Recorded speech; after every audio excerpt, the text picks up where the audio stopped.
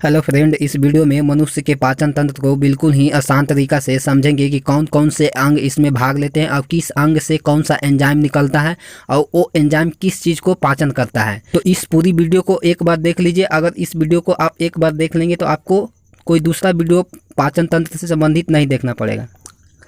तो चलिए, सबसे पहले पाचन का मतलब क्या होता है, यानी इसमें होता क्या है उसको समझते हैं। तो देखिए, जो भी चीज़ मनुष्य भोजन के रूप में लेता है उसमें जो भी पोषक पदार्थ रहता है, चाहे वो कार्बोहाइड्रेट हो, चाहे प्रोटीन हो, चाहे वसा हो, वो सभी जटिल व बड़े अणु के रूप में रहते हैं जिसका उपयोग मानव का शरीर नहीं कर पाता है। इसी जटिल अणुओं को भिन्न भिन्न रासायनिक क्रियाओं और एंजाइमों की सहायता से सरल व छोटे घुलनशील अणुओं में बदलना ही पाचन कहलाता है। तथा जो तंत्र इस कार्य में भाग लेता है उसे पाचन तंत्र कहते हैं। पाचन तंत्र यानी कि मनुष्य के आहार नाल के प्रमुख भाग कौन कौन से हैं? पहला है मुख्य गुहा, दूसरा है ग्रास नली, तीसरा है अमाशय, चौथा है छोटी आंत, पांचवा है बड़ी आंत। यानी जो भी मनुष्य भोजन खाता है तो सबसे पहले भोजन मुख्य गुहा में जाता है, और मुख्य गुहा से भोजन ईसोफेगस यानी कि ग्रास नली में जाता है, और ग्रास नली से भोजन अमाशय में जाता है, अमाशय से छोटी आंत में जाता है। तो देखिए, यहाँ से छोटी आंत का शुरुआत हो जाता है, और जो पतली रस्सी जैसा दिख रहा है यही है छोटी आंत, और छोटी आंत से भोजन यहाँ से बड़ी आंत में प्रवेश कर जाता है। बड़ी आंत में भोजन को प्रवेश करते करते भोजन का पूरी तरह से पाचन हो जाता है, और जो भी इसमें पोषक तत्व रहता है वो छोटी आंत में ही अवशोषित कर लिया जाता है। ठीक, और जो भी अवशिष्ट पदार्थ बचता है वो यहाँ पे बड़ी आंत में प्रवेश करता है, और यहाँ से घूम करके बड़ी आंत से यहाँ एनस के द्वारा बाहर निकल जाता है। तो अब हम लोग प्रत्येक भाग को डिटेल से बारी बारी से देखेंगे। तो सबसे पहले मुख्य गुहा। मुख्य गुहा, तो देखिए मुख्य गुहा में क्या क्या होता है। मुख्य गुहा में दांत होता है, जीभ होता है, लार ग्रंथि होता है। सबका कार्य अलग अलग होता है। दांत का कार्य है भोजन को काटना, चीड़ फाड़ करना और उसको चबाना। जीभ का कार्य है भोजन के स्वाद को टेस्ट करना। लार ग्रंथि का काम है भोजन में लार को मिला करके उसको चिकना बना देना ताकि उसको निगलने में कोई दिक्कत तो ना हो सके। देखिए, दांत 4 प्रकार के होता है: इंसीजर, केनायन, प्रीमोलर, मोलर। जो इंसीजर है, इंसीजर सबसे आगे यहाँ पे रहता है, जिसका कार्य है भोजन को काटना।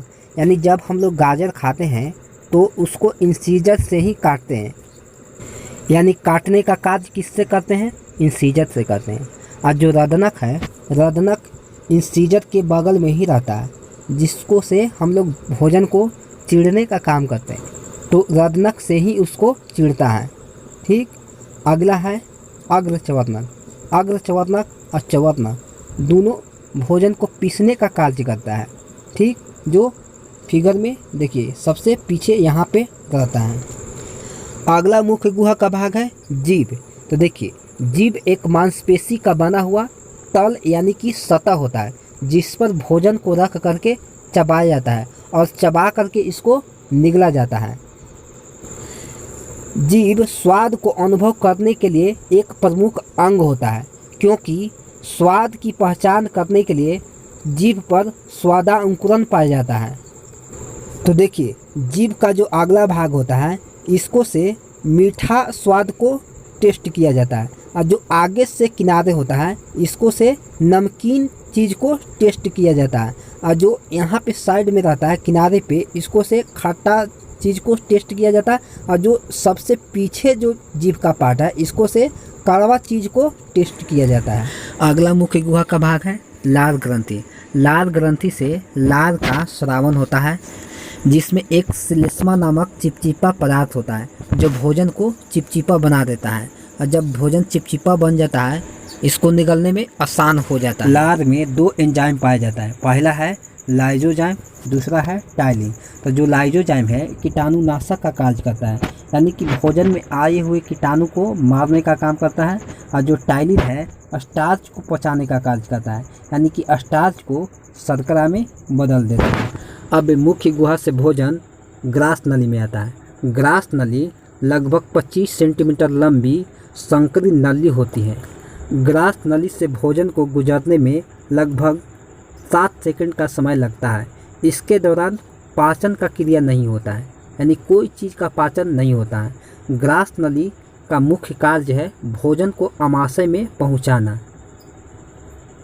यानी ग्रास नली से भोजन कहाँ चला जाता है? आमाशय में चला जाता है। आमाशय, इसमें भोजन का अस्थायी भंडार होता है क्योंकि इसमें भोजन केवल 3 से 4 घंटे तक ही रुकता है। आमाशय में उपस्थित जाइमोजन कोशिका से जठर रस निकलता है। जठर रस में हाइड्रोक्लोरिक अम्ल और रेनिन और पेप्सिन जैसे एंजाइम पाया जाता है। जो हाइड्रोक्लोरिक अम्ल है वो कीटाणुनाशक का कार्य करता है। इसके पहले लार में उपस्थित लाइजोजाइम जो है वो भी कीटाणुनाशक का कार्य कर रहा था। तो जो लाइजोजाइम से कीटाणु बच जाता है उसको हाइड्रोक्लोरिक अम्ल मारने का कार्य करता है। और हाइड्रोक्लोरिक अम्ल जो भोजन रहता है उसको एसिडिटी प्रदान करता है, यानी भोजन को अम्लीय बना देता है। जठर रस में जो रेनिन एंजाइम है ये दूध में उपस्थित केसिनोजन को केसिन में बदल देता है, यानी कि किसको पाचन करता है? दूध में उपस्थित केसिनोजन नामक प्रोटीन को पाचन करता है। और यह केवल बच्चों में ही पाया जाता है। और जो पेप्सिन है, पेप्सिन एंजाइम वो प्रोटीन का पाचन करता है, प्रोटीन को पेप्टोन्स में परिवर्तित कर देता है। और जो म्यूसिन है, म्यूसिन जठर रस की अम्लीयता को कम कर देता है, यानी कि जो जठर रस होता है उस कार्बोहाइड्रेट का अपघटन नहीं होता है बल्कि प्रोटीन का अपघटन होता है। आमाशय में लुगदी के समान जो भोजन बन जाता है उसे काइम कहते हैं।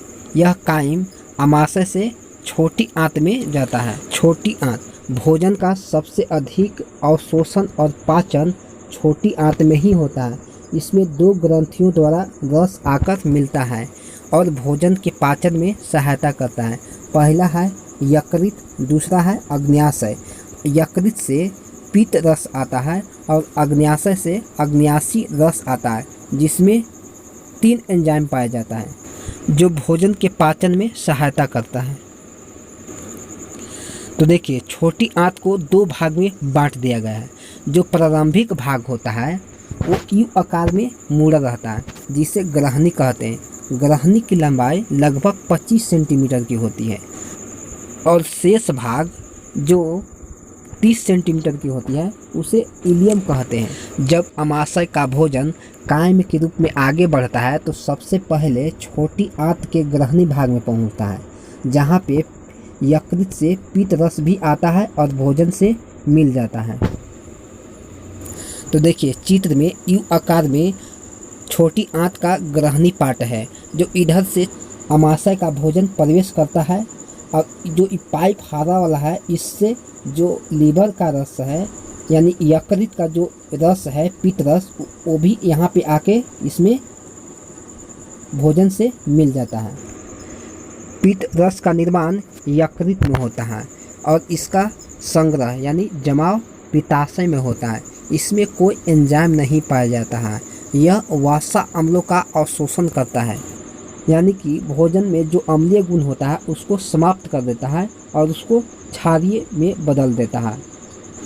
और इसमें 2 वर्णक पाया जाता है। पहला है बिलिरुबिन, दूसरा है बिलिबर्डिन। जब छोटी आंत के ग्रहणी में यकृत का पित्त रस आकर के भोजन से पूरी तरह मिल जाता है तो उसी छोटी आंत के ग्रहणी में अग्न्याशी से अग्न्याशय रस आकर के भोजन से मिलता है। और जो अग्न्याशय है यह ग्रहणी तथा आमाशय के जोड़ के मध्य में स्थित रहता है।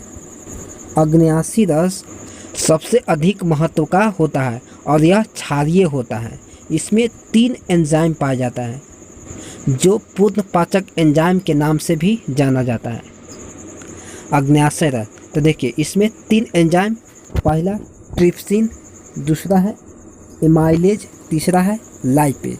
जो ट्रिप्सिन है ये पेप्टोन को तथा शेष बचे प्रोटीन को एमिनो अम्ल में बदल देता है, और जो एमाइलेज है यह स्टार्च को घुलनशील शर्करा में परिवर्तित कर देता है, और जो लाइपेज है यह वसा को वसा अम्ल एवं ग्लिसरॉल में परिवर्तित कर देता है। यानी कि आंत में कौन कौन से एंजाइम होते हैं और किस चीज़ का पाचन करते हैं। तो पहला है इरेप्सिन, दूसरा है माल्टेज, तीसरा है सुक्रेज, चौथा है लैक्टेज। तो जो इरेप्सिन जो है पेप्टोन तथा प्रोटीन को एमिनो अम्ल में बदल देता है। यानी इरेप्सिन जो है प्रोटीन को पाचन करता है, और जो माल्टेज है यह माल्टोज को ग्लूकोज में परिवर्तित कर देता है, यानी यह कार्बोहाइड्रेट को पाचन करता है। और जो सुक्रेज है इस सुक्रोज को ग्लूकोज एवं फ्रक्टोज में परिवर्तित कर देता है, यानी यह भी कार्बोहाइड्रेट का पाचन करता है। और जो लैक्टोज है यह लैक्टोज को ग्लूकोज एवं ग्लैक्टोज में परिवर्तित कर देता है। ठीक। इलियम की आंतरिक सतह पर अंगुली नुमा उभार पाए जाते हैं जिन्हें विलाई कहते हैं। प्रत्येक विलाई पर रुधिर कोशिकाएं और लिम्फ वाहिनियों का जाल बिछा रहता है जो भोजन के अवशोषण में सहायता करता है। यानी कि तो इलियम के विलाई में होता है। इलियम के आंतरिक सतह पर अंगुली नुमा उभार पाए जाते हैं जिन्हें विलाई कहते हैं। प्रत्येक विलाई पर रुधिर कोशिकाओं और लिम्फ वाहिनियों का जाल बिछा रहता है जो भोजन के अवशोषण में सहायता करता है। यानी कि भोजन में जो भी पोषक पदार्थ रहता है उसका अवशोषण कहाँ होता है? इलियम के विलाई में होता है। ठीक। यानी भोजन में जो भी पोषक पदार्थ था उसका अवशोषण हो गया। अब जो भी अपशिष्ट पदार्थ बचता है वो कहाँ पे चला जाता है? बड़ी आंत में चला जाता है, और बड़ी आंत से एनएस के द्वारा बाहर उसे निकाल दिया जाता है। इस तरह से मनुष्य में भोजन का पाचन हो जाता है।